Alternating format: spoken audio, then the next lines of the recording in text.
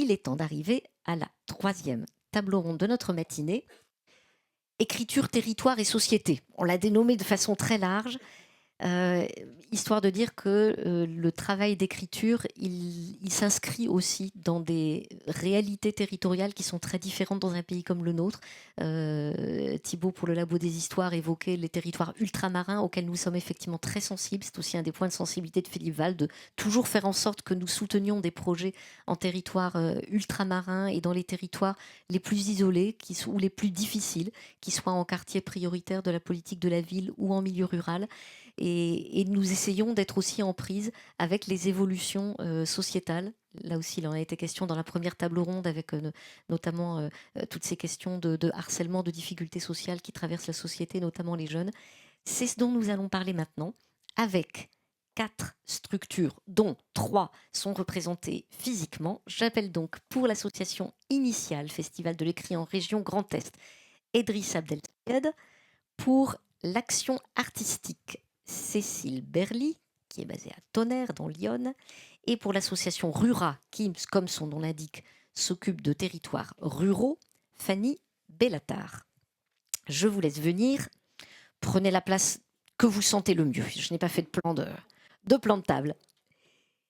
Et puis nous avons également un témoignage qui est celui de Post Habitat. Post Habitat est une structure de logement social qui fait partie du groupe La Poste, qui a été créé au départ pour loger des postiers, des postières et postiers, puisque un certain nombre d'entre eux relèvent des critères du logement social. Et Patricia Guérin est depuis quelques années seulement dans la structure Post Habitat et occupe la fonction de directrice de la culture. Il est rare pour un office HLM, pour prendre ce terme standard, de se doter d'une direction de la culture. Et Post Habitat mise beaucoup sur ce domaine-là pour améliorer les conditions de vie et également de sécurité, de lutte contre les incivilités, de vivre ensemble dans ces résidences. Et Patricia Guérin a porté plusieurs projets autour de l'écriture, dont certains que nous avons soutenus au niveau de la Fondation. Je vais peut-être commencer par elle, en vous présentant donc son petit témoignage vidéo, puisqu'elle n'a pas pu être présente physiquement ce matin. Alors, est-ce que je vais arriver à le lancer ? Est-ce qu'il part ? Il faut que je réappuie. Ça y est.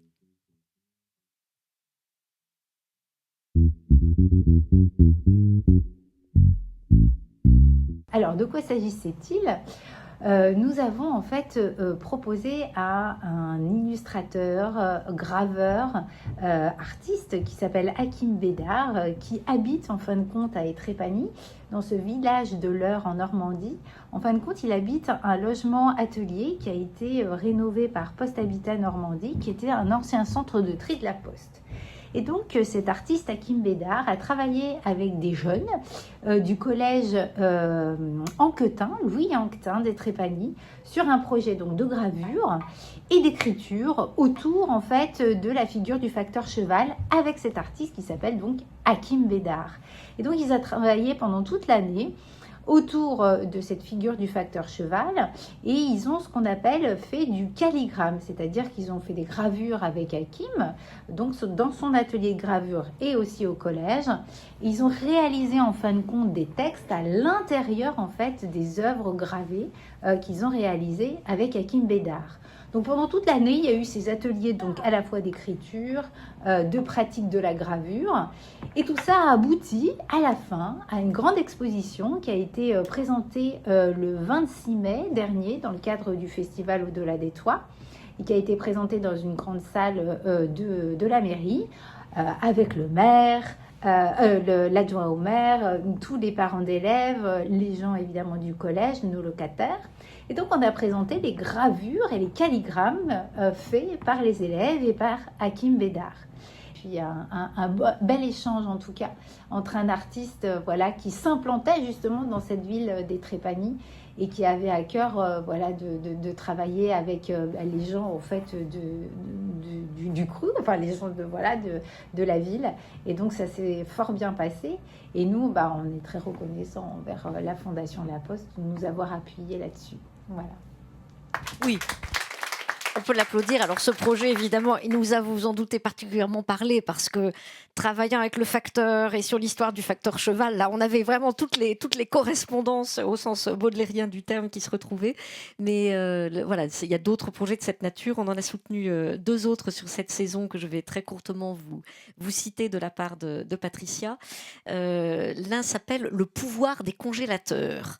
Projet qui a été poussé dans 2 résidences HLM en Essonne, à Évry-Courcouronnes où il y a 70 logements et à Saint-Michel-sur-Orge où il y a 308 logements, donc dans les 2 cas en quartier prioritaire de la politique de la ville.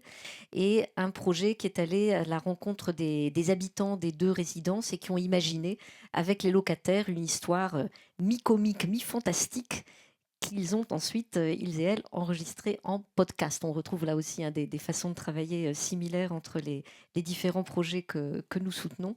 Et donc, la production s'appelle Le pouvoir des congélateurs, une histoire glaçante, écrite par l'écrivaine Pascale Dietrich, avec donc des enfants, des habitants de ces résidences qui ont mené un travail au long cours, en plusieurs ateliers, stages d'écriture, enregistrement en pied d'immeuble, recueil de témoignages, et puis ensuite séance d'écriture et d'enregistrement du podcast. Donc ça a donné lieu à une production qu'on peut retrouver en ligne, et il y a un écrit, donc celles et ceux qui sont intéressés, on pourra vous transmettre le lien pour pouvoir en prendre connaissance. Et puis autre projet qu'a mené Toi et Joie Post-Habitat, les paroles s'envolent, les écrits restent, les histoires s'échangent. Et ce projet a été un projet autour de l'art postal, le mail art, qui a été réalisé à Nice avec les locataires donc de la résidence qui se trouve dans cette ville, et qui se trouve en l'occurrence tout près de la poste, la grande poste de la rue Thiers à Nice, et du centre culturel La Trésorerie, lieu qui se trouve près de la gare SNCF. Et donc il y a eu un travail commun entre les habitants, le centre socioculturel, et une correspondance qui s'est engagée entre des jeunes écoliers, collégiens, classe de 6e et 5e du lycée de Nice, avec des jeunes de Toronto, voilà, de façon originale, et qui se sont échangés pendant une année scolaire des textes et des cartes postales de mail art, et ils ont fini par une restitution commune, alors en visio, hein, il n'y a pas eu des billets d'avion pour tout le monde aller d'un côté ou l'autre de l'Atlantique, mais une séance en visio qui a permis à tous ces jeunes de partager le travail qu'ils avaient fait au cours de l'année, et qui a été quelque chose, une découverte complète, on peut l'imaginer, pour ces jeunes de Nice en quartier prioritaire, voilà, qui n'avaient pas forcément de grand rapport avec le Canada, et qui ont parlé de leur tradition, de leur vie, et qui y ont trouvé matière à la valoriser et à être fiers d'en parler à d'autres. Il y a des mots qu'on retrouve tout au long de notre matinée, hein, autour de la fierté notamment de faire. Le témoignage de Post-Habitat étant passé, il faut que j'arrive maintenant à retourner à la présentation. Voilà.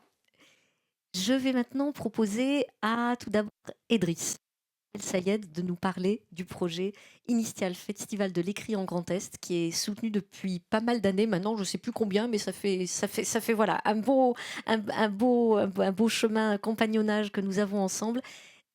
Parlez-nous un petit peu de ce festival.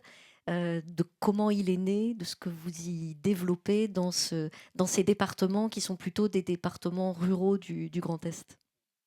Merci à vous, et permettez-moi, je vous prie de vous souhaiter un très bon anniversaire. Merci. Ah oui. Merci. Bon anniversaire à la Fondation. Voilà, effectivement, on est parti d'un constat avec l'association initiale, est une association régionale, travaillée avant dans la Champagne-Ardenne, et depuis la réforme territoriale, elle travaille maintenant avec ses activités sur l'ensemble des 10 départements de la région Grand Est. On est parti d'un constat que la lutte contre l'illettrisme ne doit pas se limiter à une question technique, instrumentale, linguistique, car l'enjeu est d'ordre social et culturel. Donc on disait, et si on mettait en place un festival de l'écrit, mais pourquoi donc? Pour valoriser l'expression écrite des personnes rencontrant des difficultés, valoriser leur expression écrite dans un projet de reconnaissance sociale, reconnaissance culturelle et reconnaissance professionnelle. Le deuxième objectif de ces festivals de l'écrit, associer les compétences dans une dynamique territoriale fédératrice Avec une seule main, on ne peut pas applaudir, mais ensemble, on organise nos magazines des cerveaux et on est plus fort.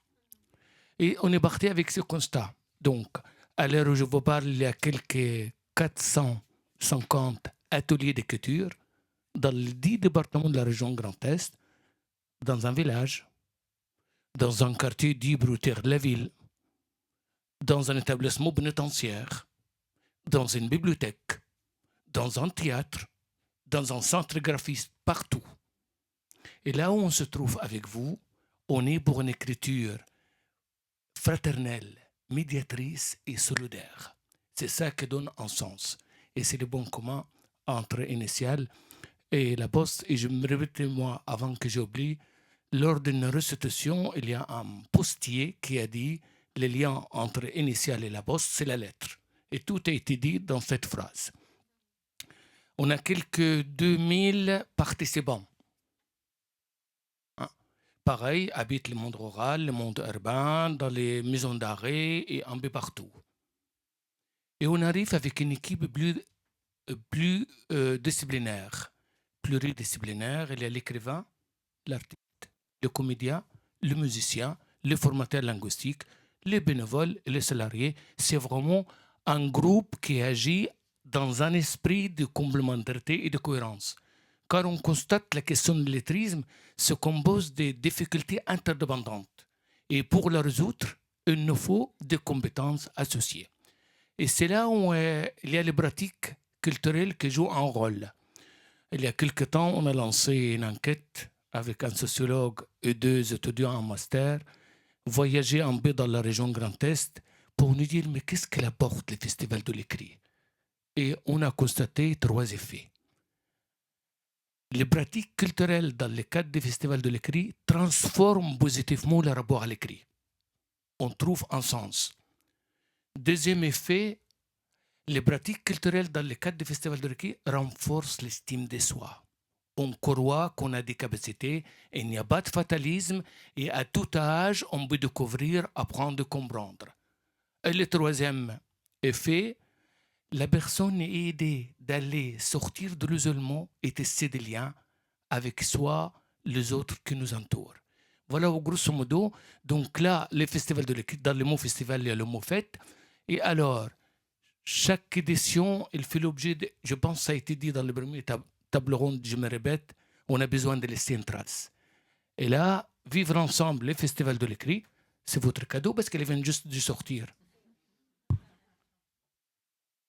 Merci, merci, merci. Voilà, la nouvelle édition des textes primés, édition 2025. Voilà, et lors de la restitution, pour les gens, c'est important, peut-être pour les uns et les autres, c'est ordinaire, mais pour les participants, c'est extraordinaire.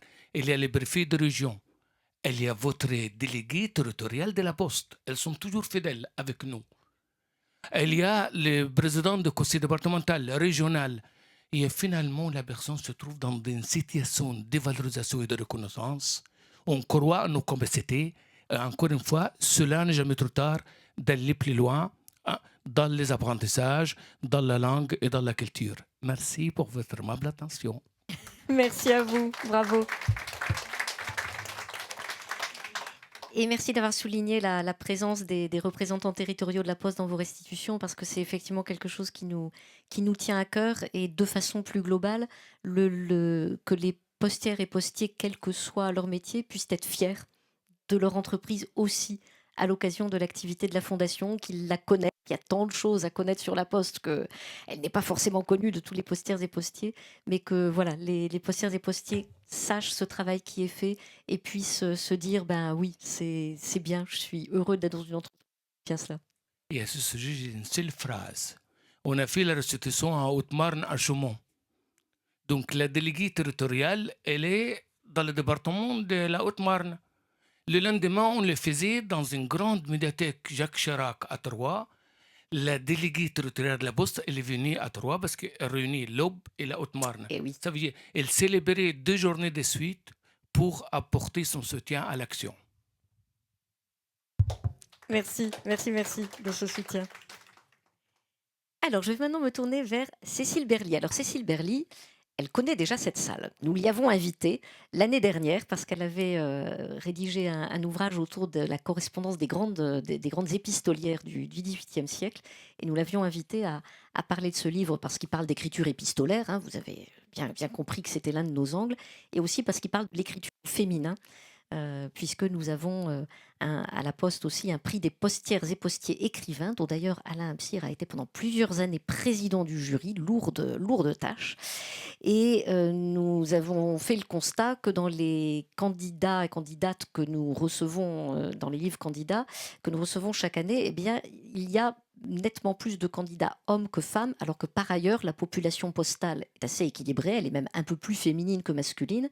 Et que de façon générale, on sait aussi qu'il y a une appétence à l'écrit qui est assez également répartie et qui est peut-être même plus féminine que masculine. Donc, pourquoi diable les dames écriraient-elles moins ou publieraient-elles moins ou oseraient-elles moins présenter leurs textes? Nous avions invité Cécile à nous partager sa vision.